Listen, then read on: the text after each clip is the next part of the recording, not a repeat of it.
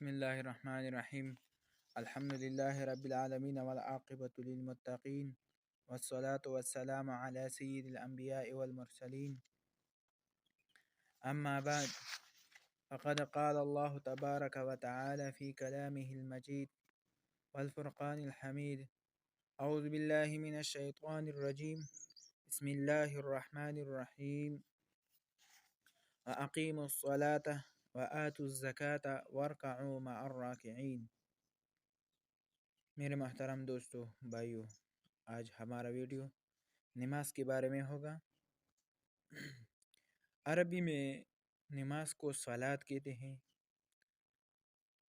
اور اردو میں اس کو نماز کہتے ہیں، پشتو میں المنز کہتے ہیں۔ میرے محترم دوستو، اللہ تعالیٰ نے ہم کو نماز پڑھنے کے بارے میں حکم دیا ہے، یعنی اللہ تعالیٰ جب کوئی عربی میں امر کا صیغہ استعمال کیا جائے تو ان سے فرضیت واجب، اکثر فرضیت واجب ہوتا ہے، یعنی یہ مسئلہ فرضیت کا ہوتا ہے۔ تو اس لیے اللہ تعالیٰ نے فرمایا وَأَقِيمُوا الصَّلَاةَ کہ آپ نماز کو قائم فرمائیے۔ اس وجہ سے اللہ تعالیٰ نے ہمارے لیے 5 اوقات مقرر فرمائے ہیں، اور ان 5 اوقاتوں میں ہمارے اوپر نماز کو فرض کر دیا گیا ہے۔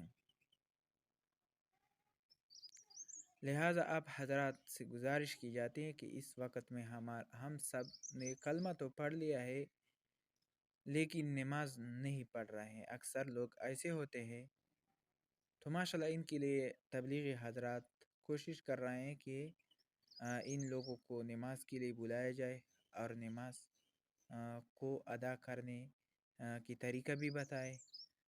اور بعض حضرات ایسے ہوتے ہیں کہ نماز بھی پڑھ رہے ہیں لیکن نماز اللہ تعالیٰ کے در کے، اللہ تعالیٰ کے ہاں قبول نہیں ہو سکتا ہے۔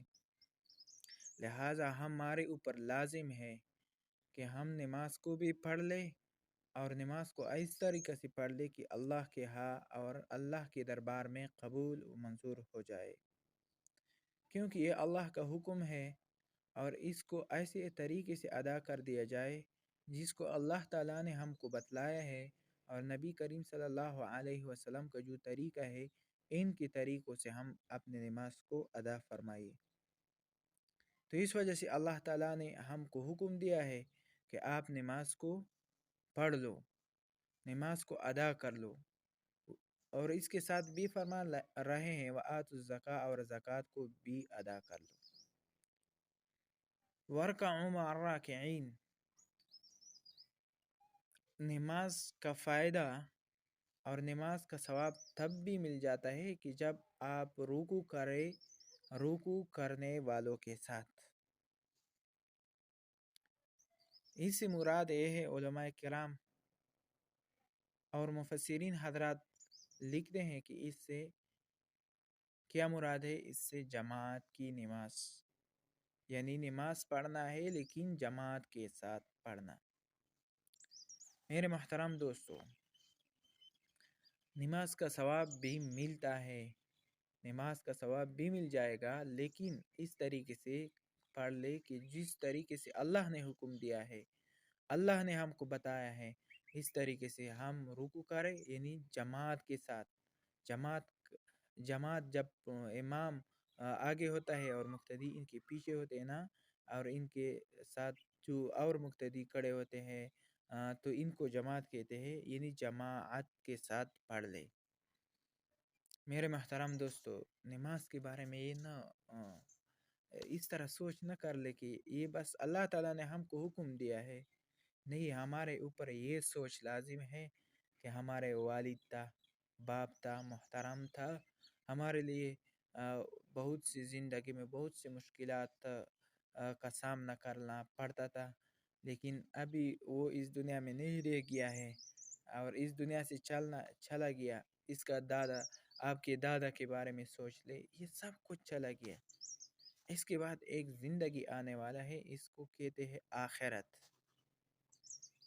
تو اس آخرت کے لیے ہم نے کچھ نہ کچھ تیاری کرنا ہے، اور یہ دن کو یوم الحساب بھی کہتے ہیں، یوم الدین ہم کہتے ہیں۔ اللہ تعالیٰ قرآن مجید میں مالک یوم الدین، ان کو جزا والا دین بھی کہتے ہیں۔ تو ان سے آپ کو پتہ بھی لگ جائے گا کہ ہمارے اوپر قبر کی زندگی آنے والے ہے، حساب کی دن والی زندگی بھی آنے والی ہے۔ لہٰذا اللہ تعالیٰ جب ہم سے پوچھ لیتے ہیں کہ آپ نے نماز پڑھ لیا ہے یا نہیں پڑھ لیا ہے، کیونکہ نبی کریم صلی اللہ علیہ وسلم کا حدیث مبارکہ میں فرما رہے ہیں کہ اللہ تعالیٰ سب سے پہلا حساب نماز کے بارے میں کرے گا۔ انشاءاللہ آگے ویڈیو ہمارا دوسرے دن کا ہوگا، انشاءاللہ اس کے بارے میں ہم تفصیل دے فرمائیں گے۔